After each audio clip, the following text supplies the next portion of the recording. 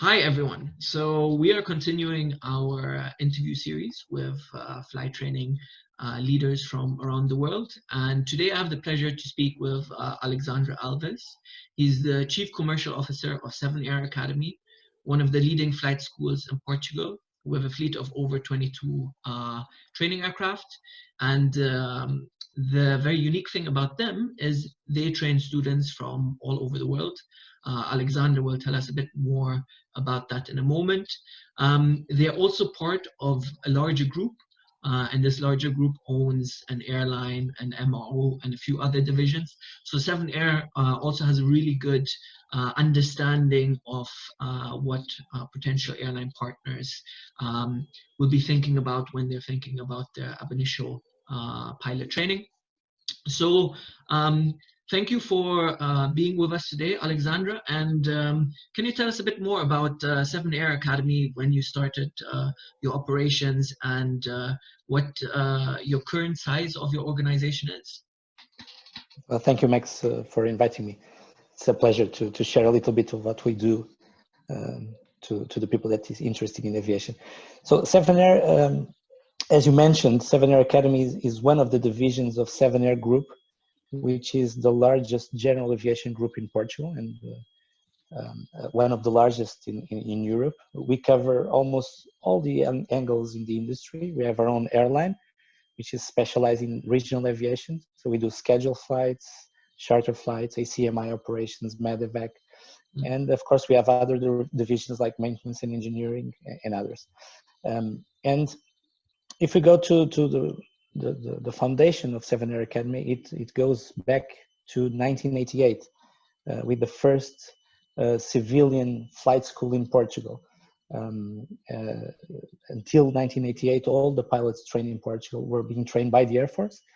And on that year, 2 Air Force pilots decided to create the first civilian school. So with the years, that school was bought by other guys, rebranded, and eventually it became SevenAir Academy, part of SevenAir Group. So we are happy to be here for over 30 years now, and with some people that has been working with us since that day, which is quite interesting. So in the last three and a half years, we have restructured the group, and in particular SevenAir Academy. We are very much focused on the Portuguese market and on the modular and integrated ATPL programs. And in these last 3 years, we have grown much more than 3 digits, 150%. We are now covering the entire world. We have students from 35 different nationalities. We have in-house today 296 pilot students. And we also do maintenance training. So we are actually one of the largest in Europe. We have around 600 maintenance technician students. So this gives us a very interesting capacity in terms of training. We also decided to expand internationally, not only receiving the students in Portugal to train, but opening training bases abroad. So we opened almost 2 years, it will be 2 years in September, a training base in Brazil that for now is only doing maintenance technician training, but we are studying the country, and we will also do the pilot training there, or part of the training there, and the rest in Portugal. We started last year, the end of last year, in Cape Verde in Africa, also with the maintenance technician training, but we are now talking with the Civil Aviation Authority to also start doing the pilot training there. And we are now looking at other opportunities. As you mentioned, we are the largest aviation training organization in Portugal. But, you know, Portugal is a very small market. It's a small country, 10 million people. It's impossible for an ambitious group like ours just to live with our own domestic market. So we really need to look at the world as our market and to expand. We on our strategy, we defined 3 regions as the natural areas of expansion, which are Southern Europe, so Portugal, Spain, Italy, Africa, and the Middle East. Africa, because we already have a lot of African students, mostly coming from the Portuguese-speaking African countries like Angola or Mozambique or Cape Verde, but also from other countries. And the Middle East, because actually after the Portuguese students, the Middle Eastern students are the number 2 group of students that we have in terms of number. We have quite a few, covering all the countries in the Middle East, from Egypt to the UAE, from Syria to Lebanon, Jordan, all of them. So these 3 regions are the ones we defined as our focus for our expansion strategy. Regardless of that, we are always open to receive and to look into new opportunities. That's why we decided to go to Brazil. It was an opportunity that came. We analyzed it, we studied, the numbers were good, and it's been 2 years that we've been there, and it's going very well. So having said this, it doesn't mean that you will not see SevenAir opening soon in Asia or in other region. It may happen. In terms of size, you were mentioning also the fleet. So we actually did in these last, as I was telling, these last 3 years of restructuring the group, we did a very large investment on also restructuring the fleet. We had an old fleet, like most of the schools that we see in all the countries, flying old Cessnas or Pipers or the usual training aircrafts. And in the last 2.5 years, we bought 15 brand new airplanes from Tecnam. We already are buying more. We actually have one more twin engine already produced in the factory in Italy, just waiting for this limitation of flights to be lifted so we can pick it up. And we intend to increase the fleet slowly. We have plans to expand our twin engine fleet. We have 3 right now.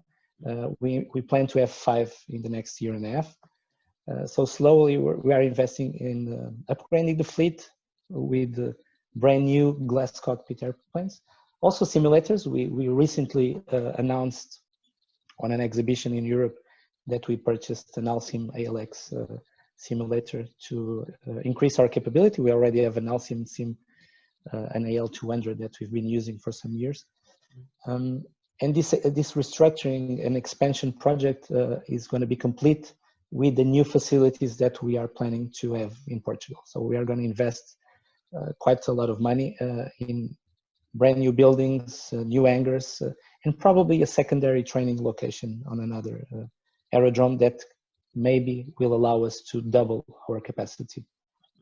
Because I think I just want to mention a point that I know about your academy and group as well. So even though we're talking about your expansion, what I know of SevenAir, what you've told me before, is that you are actually limiting the intake currently on a yearly basis to really focus on the safety and the high quality of training aspect and a number of other factors. So this is also, even though you have demand for a lot more signups, at this point you are still, limiting the intake, and this has also helped you achieve a number of different goals. So do you just want to explain kind of your thinking around it and your current position?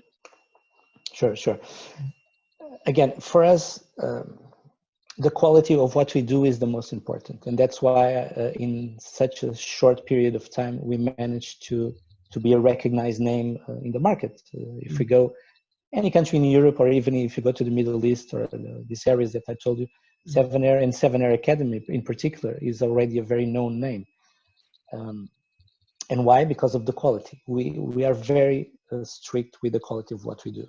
That's why we decided to invest in new equipment, because we realized that we were not giving the proper quality to our students. They are paying a lot of money and training in very, very old airplanes.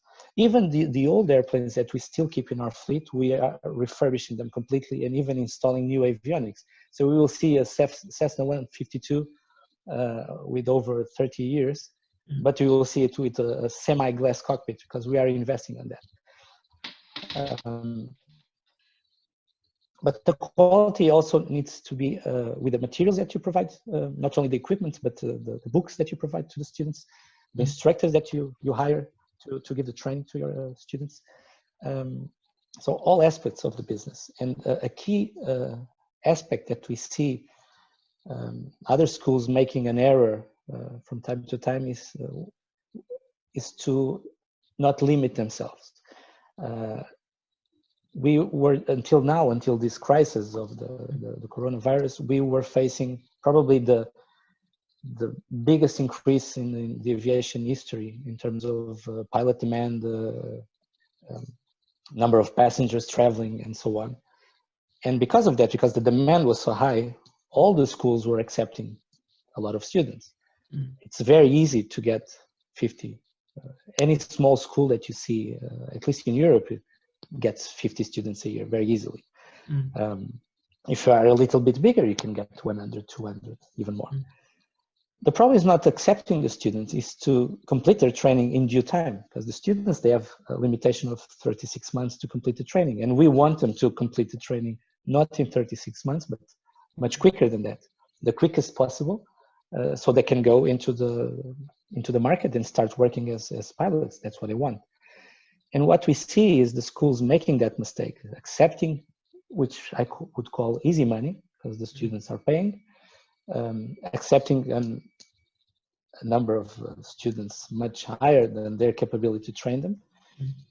And then the students don't complete the training in due time, and eventually that will end up in students going to court, judicial lawsuits. They will ask refunds, and we saw in the past, in previous crises, and I think we are starting to see now a lot of schools having problems because of that.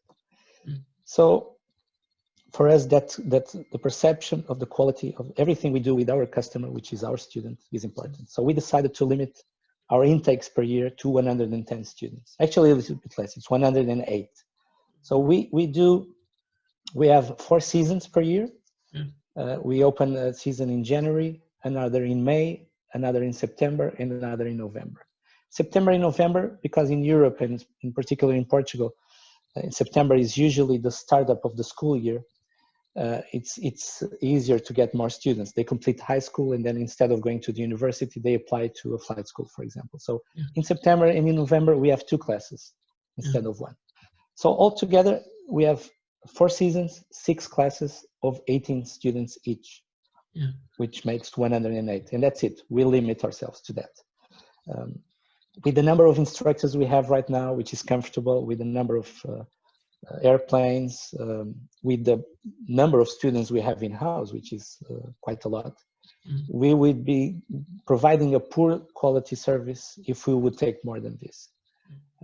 That's why I mentioned previously, we are studying to expand our facilities, to have new hangars, new buildings, and probably open a secondary training base. With that, then we can increase, because buying airplanes is easy, and honestly, we actually didn't have any problem hiring flight instructors so far, compared with other schools. So we can also get the flight instructors, but we need to do it carefully and with the planned thought, and not just accepting everybody. So maybe next year, because we are not stopping our investments and our expansion plan, maybe we will open next year the secondary training base, and then we will increase the number of intake students. But for now, this is our own limitation, our self-imposed limitation. So I think that's really a fantastic point that you've made. So that while over the past year, while there's been record growth in the market, the expansion that you've done and the investment that you've done is really into your existing facilities, into your training, into your infrastructure, which now most probably also puts you in a really good position to make it through this crisis, and now use this time and the resources that you have kept over this time, and allocated quite strategically to now use it quite efficiently, and not have 300, 400 students in the pipeline, which now are also worried, okay, are they going to get a job towards the end? coming to that point, so what are your current operations like? I know just a few days ago you have announced that actually it's one of the first schools in Europe that I've seen the announcement made that you're going to restart operations again. Just tell us a bit more about how COVID has affected you for the past kind of 2 months, and what you've implemented, and now what's going to happen moving forward. Yeah. Well, it affected everybody. Nobody was expecting that an invisible enemy would attack us like this. We were facing, as I mentioned earlier, probably the biggest growth in the industry ever, and nothing would expect that suddenly everything would stop from one day to the other. What we did, we are still a small group, even though in general aviation in training we are of a considerable size compared to the big airlines or the big MROs. We are very small, but that makes us very flexible. So our size allows us to react and adjust very quickly. 1 week after everything was frozen in Portugal, we were already with the online classes almost. We presented very quickly. We prepared the platform using Zoom platform, but also supported by other online and web-based platforms and CBTs. We presented that solution to our CAA. They took a little bit to analyze it and they accepted. So we were the first school to reinitiate our ground school classes online. After that, other schools followed that process, but so we were the first one. And because of that, some of the students had different reactions, but after the classes restarted, everybody's very happy. I would say it will be more difficult for them to come back to the school and have the classes in school than what they are doing, because they are at home. It's easier for them. The platform works well, so we are happy with that. Results are very good for that. And so at least with that, we managed to reduce a little bit our the areas where we were being affected. We also, almost all the airports and aerodromes in Portugal were under lockdown or with severe limitations, and are still, most of them with severe limitations. But we managed to keep our maintenance division working. We adjusted the roster of the crews, implemented a mitigation plan that included a lot of safety measures for them, the use of masks, mandatory masks, the disinfectant gel, and all those measures that we'll see everybody implementing. But we did it very quickly. So we are very happy that at least our maintenance division never stopped working. And during this period, we actually took the time to refurbish some of the planes, did all the work that needed to be done in the fleet. So we have the entire fleet ready to fly tomorrow if necessary, which is quite good. And we actually started working on other airplanes. Having more than 30 years, SevenAir has a lot of, we bought companies, and we actually grew more through acquisitions than with organic growth. The organic growth came in the last 3.5 years, but until now it was only mainly through acquisitions. And with those acquisitions, we have quite a few airplanes stored in warehouses that we didn't know what to do with them, and we didn't have the time to work on them. So we started doing that. So we have maybe 3 or 4 Cessna 152 that we are refurbishing, and our maintenance teams were fully working during this time, which is good. The main issue was the flights, of course. Everybody was grounded. Our airline was also not very much affected, which is good. We were in Portugal. We do a public service route. So it's a public concession, and because it's a public service, we continue to fly during this period. Of course, with limitations, but at least we were providing the flight. And it was a surprise for us. We had quite a few requests for charter and cargo transportation. So we did some repatriation flights from Algiers to Portugal, Morocco, and some cargo flights. So we adjusted and adapted very quickly. It was something that we are not used to do. we didn't. I believe we haven't done any cargo flights up to date, so we just did that. So the only area that was really affected was the flight training part. So all our students that are on the flying phase are at home doing nothing, and we are having 22 airplanes grounded and the simulator without being used. That was actually the most affected area. What we did 2 weeks ago, we presented the letter to our government and to our CAA, informing them that we were ready to start flying yesterday on the 4th of May. The emergency state in Portugal was lifted on May the 3rd, on Sunday. It was the last day of the emergency state. So since yesterday, things are slowly opening in Portugal through phases. Some of the businesses, general business, are opening now with restrictions. Some will open in 15 days, others 1 month later. So it's a slow, step-by-step opening of the economy. But we decided 2 weeks ago to inform that we were fully ready to open. Because we did, also for the flight part, we decided to create a mitigation plan or a safety plan. We bought special disinfectant products. So the idea is after a training flight, all the airplane will be disinfected by our maintenance people. Mandatory use of gloves, all those kind of procedures. But the most, and I think the aspect that probably differentiates more is that our partner, Tecnam Aircraft, decided to, with the crisis in Italy where they are based, decided to produce special masks, specially designed to be used in the aircraft. So they cover the complete face. They are made of composite materials. They are certified by the health authorities in Italy and European health authorities. So when they approached us with this product, we were the first to order. Even before they were certified, we ordered 250 masks for our students and instructors. They will be delivered tomorrow, hopefully, if the logistics doesn't fail us. And with all these procedures and others, and especially this mask, because the mask is designed in a way that the air doesn't, when you expire, the air doesn't go to the sides, goes to the back. So there is no way of passing things to the instructor or the instructor to the student. Yeah.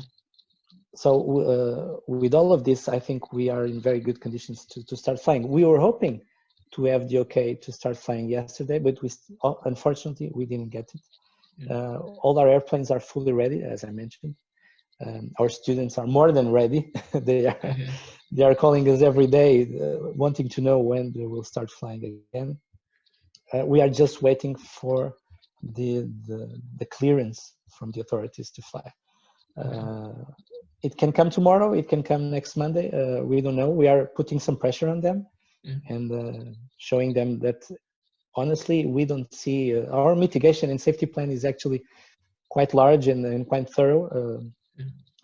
And with all of that we implemented, I don't see why not we shouldn't restart our flights. Every month that we are grounded costs us quite a lot of money, you can imagine.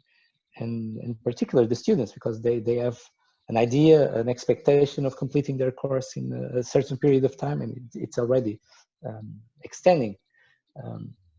Our CAA, I believe others probably did the same,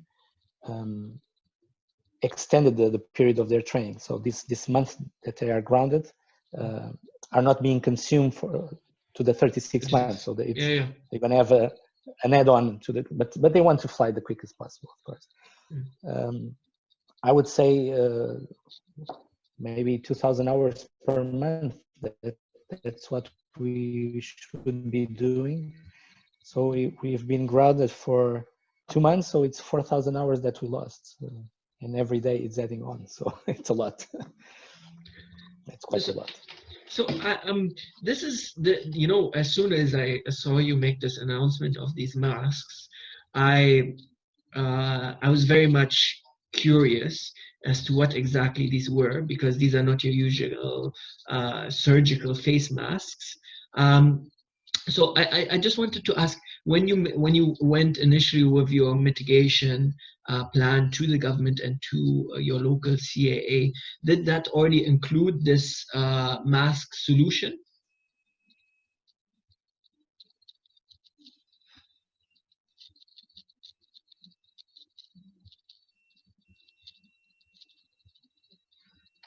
I lost you. Sorry, Oh, Max. yeah. Can you repeat? I lost the Okay, connection. yeah. So Sorry, my sorry. so my question really was, as soon as I saw the announcement that you made about these masks, I was very Mm. curious about it, and I know I've received a lot of questions from flight schools around the world, especially in countries where the government or CAA hasn't given yet any indication of when they can open again. So my question was, when you initially went to the local CAA, did your mitigation plan already include these special masks? And do you think it was also Yes.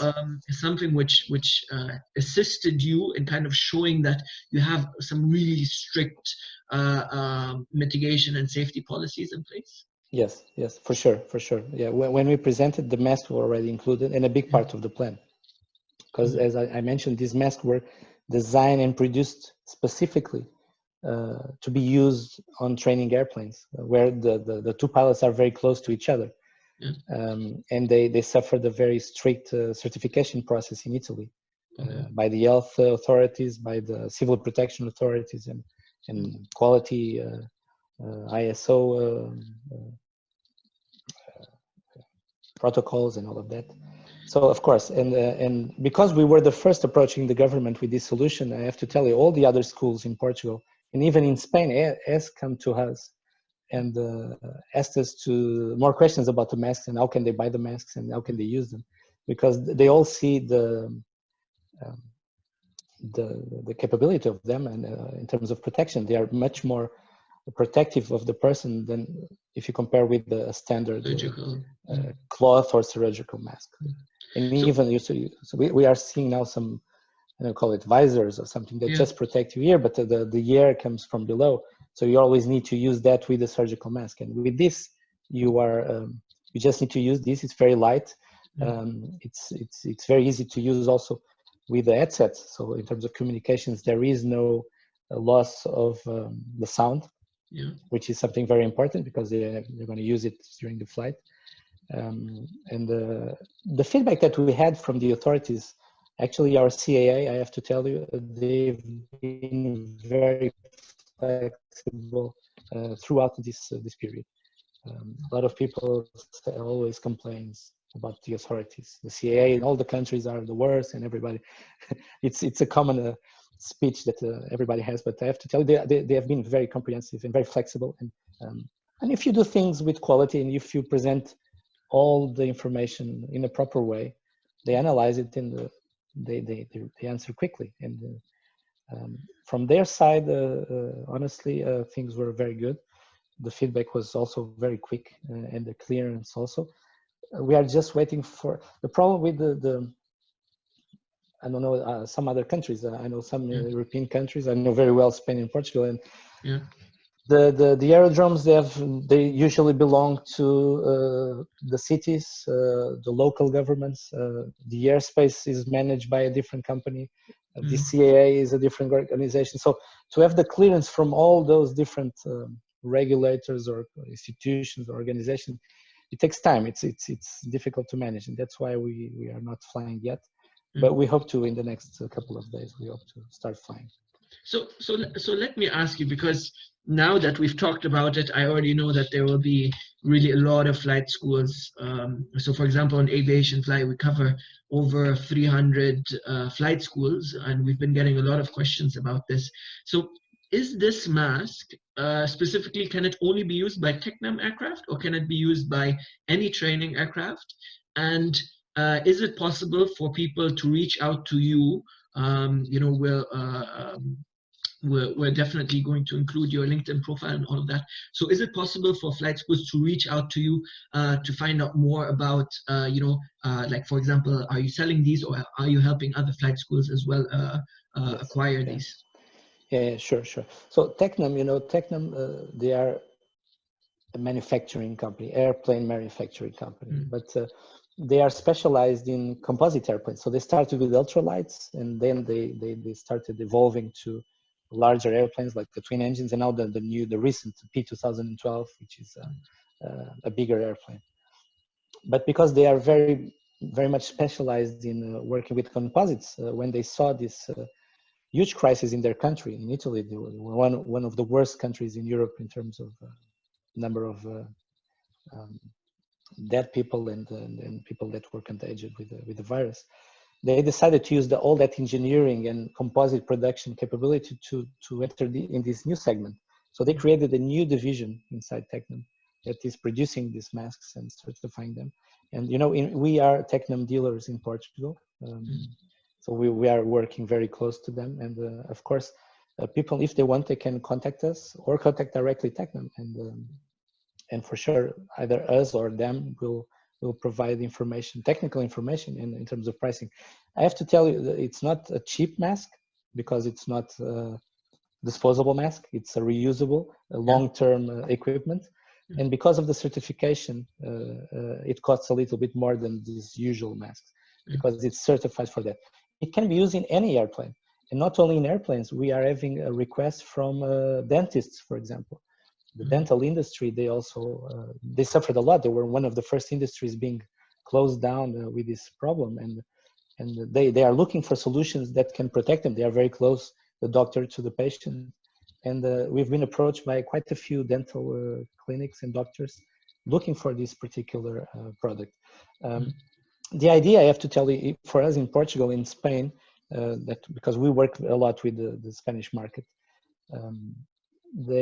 Our customers there, in particular our maintenance division works a lot with the largest flight schools in Spain, and we provide not only avionics but overall of their piston engines. So we have a close relationship with them, and most of them ask us information about that. And they don't fly Tecnams, they fly Cessnas or Pipers. So it's a mask that can be used in any circumstance. It was created for this purpose of being used inside an airplane, but can be used in other industries.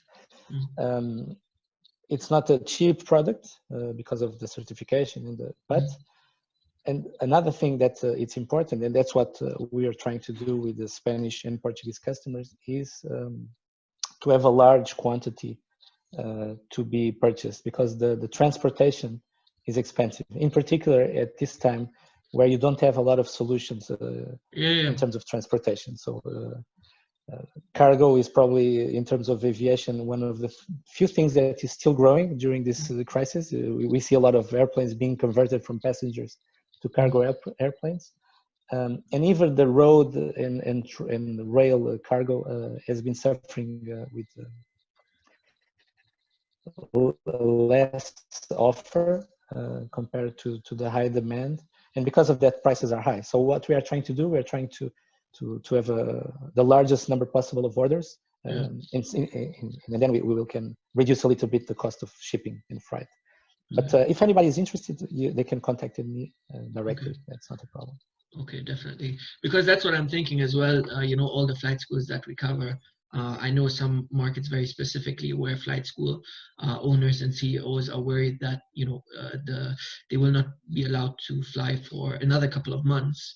And so what we'll certainly do is we'll try to speak with them, and then as an industry on a country basis, maybe they want to get in contact with you or Tecnam directly, and place a larger order, which will hopefully help them in just making flying safer. So coming to the point, where do you think what is your forecast? What is your prediction? I know everyone says it's not good to speculate at the moment, but I'm feeling as we're already coming out of some more severe lockdowns, there's a bit more visibility of where we are heading. So please, it would be great if you can share your opinion of where we're going to go from here, both as an industry and for you as an organization. Well, as you mentioned, it's you need a crystal ball to guess what's going to happen. I think in the industry in general, it's not going to be the same in all regions of the world.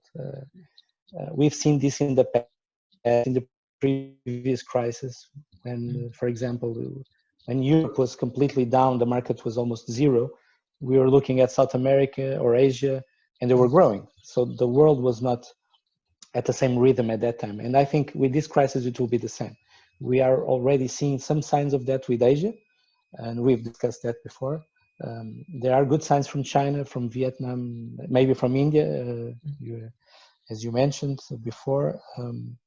So I believe those countries will have probably a different recovery rhythm than Europe or the United States. Even if you look at today, if you look at Europe, I would say maybe 80% of the flights are grounded. If you go to the United States, it's 50% or 40%, 45, between 40 and 50%. So even today, it's not completely the same. The impact in the industry is not the same. What we know that the entire industry is affected. I believe Europe will be the most affected, mostly because we have a lot of small operators in terms of airlines, and we have a lot of small schools if we're talking about the training area. And they are not so prepared, or they probably, most of them, and if you look at some of the airlines that we know that are closing, or they will probably close in the next months, they were not financially sane before. Look at Alitalia. Alitalia has been bankrupt for 30 years, but they're still struggling. So I imagine that the airlines that were good financially, the largest ones and the ones that were well managed and with money, they will probably reduce their capacity for the next year and a half, but they will come up stronger after that. But we will see some smaller operations or smaller airlines going bankrupt. But you know, crises are good.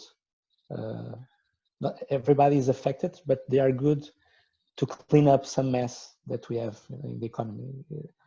I know it's some people can find art to say this, but everybody suffers for a while, but sometimes it's good because we learn, we clean up the industry, and we have to come up better, all of us.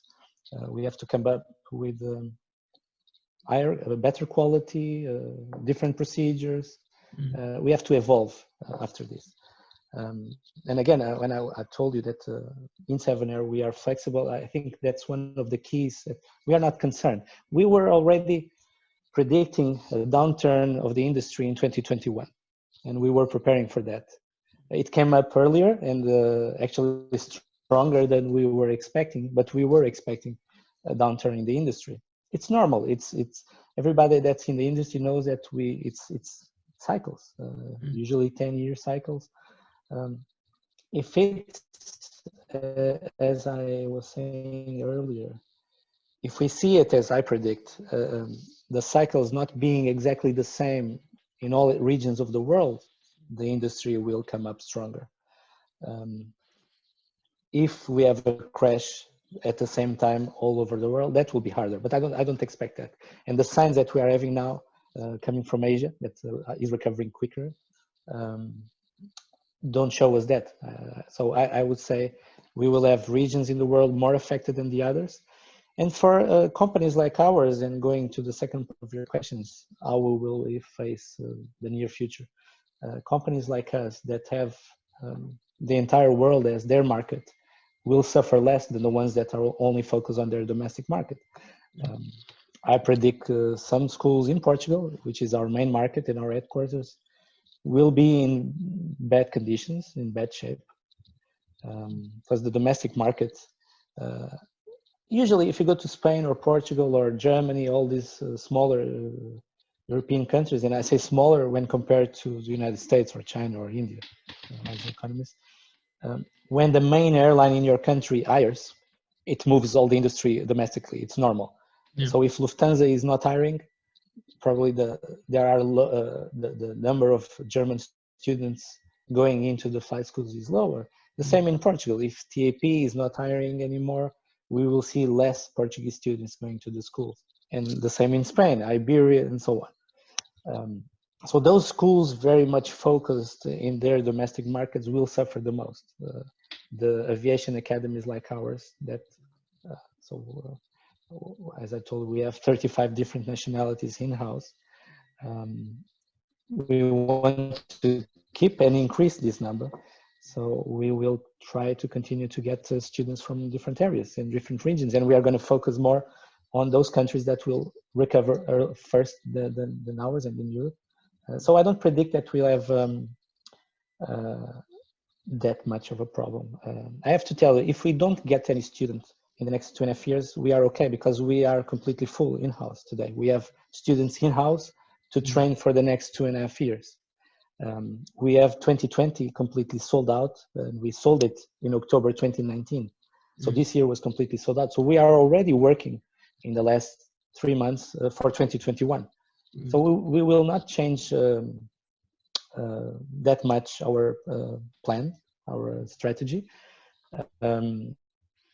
Until now, we will probably adjust some things, and I will explain what we will adjust. Until now, and because of these numbers, we were very much focused on the integrated ATPL. Probably we will need to focus more on other type of training. Probably go back and do some modular ATPL.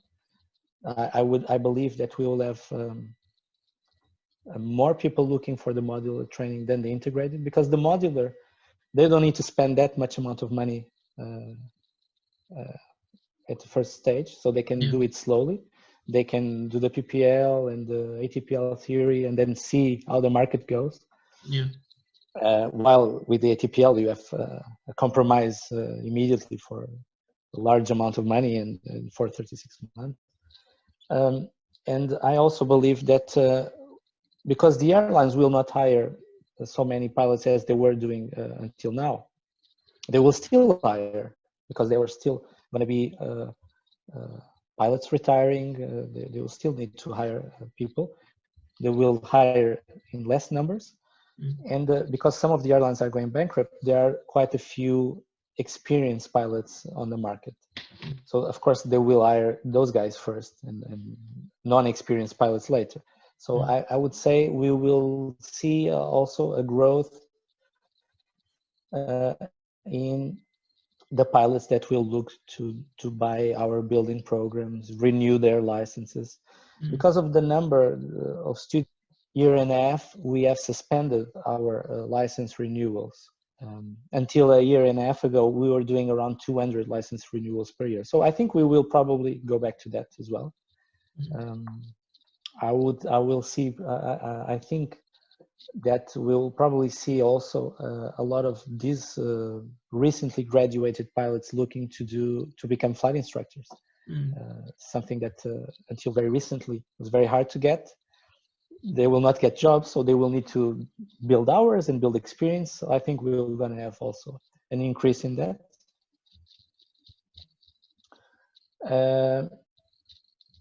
And it will, I would say, in 1 year and again, growing at the same rhythm that we were growing until the coronavirus hit us. So then we will go back to what we were used to do this until now. The thing is that the people that is interested in becoming pilots and they have this passion and they really want to do it, they shouldn't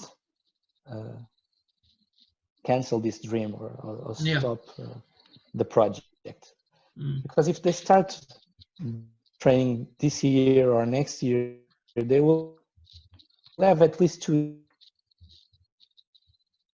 years.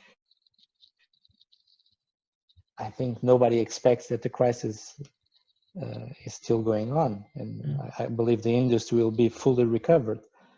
So, but that's something that is normal with the crisis.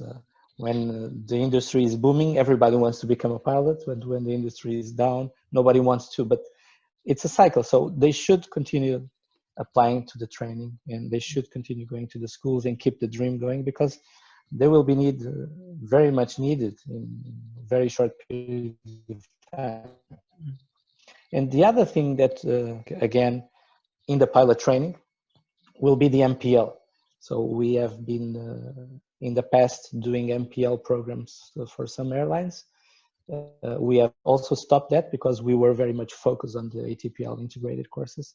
But we've been approached by some airlines, and we are probably going to restart to do that, working with some of the airlines to provide the core phase of the MPL, so the flying part of that.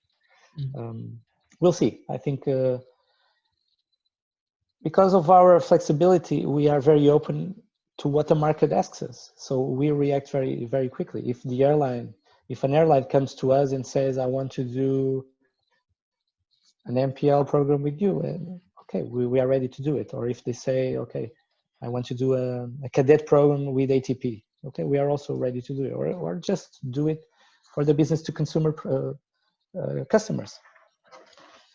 I see some of the biggest players in the industry very much focus on the business to business customers, and they are not taking care of the business to consumer customers anymore.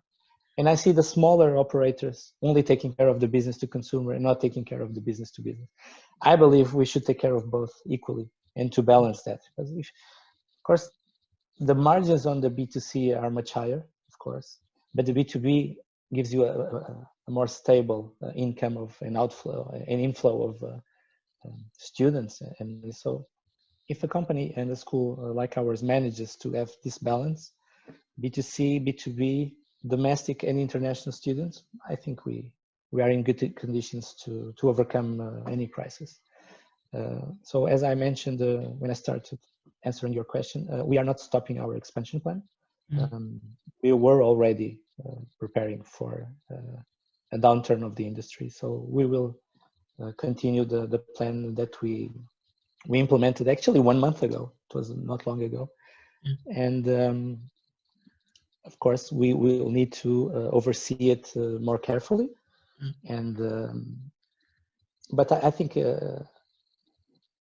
honestly,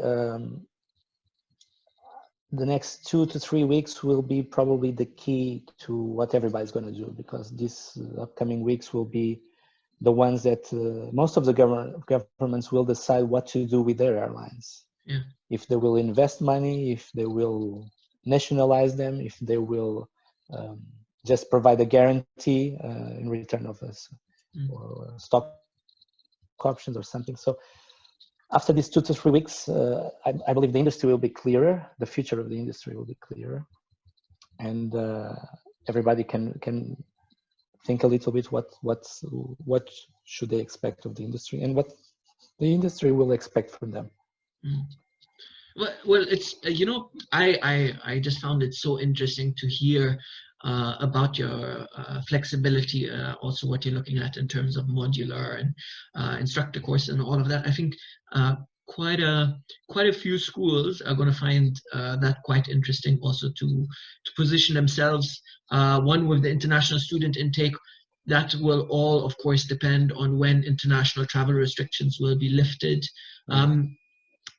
So just to conclude, based on everything that you've said as well, and you being active in so many different fields, are there any stakeholders that you ideally would like to connect more with, or who you would like them to reach out to you to see how they can assist you in your current operations or in the current plan you have in place for 2020 and 2021?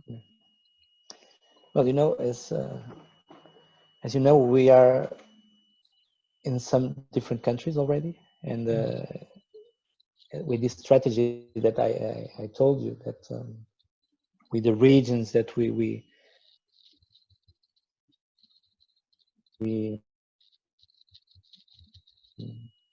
mention areas, I mean that we don't want to go to other areas. So I'm honestly, with that flexibility that we have, we are pretty much open to get contacts from anybody.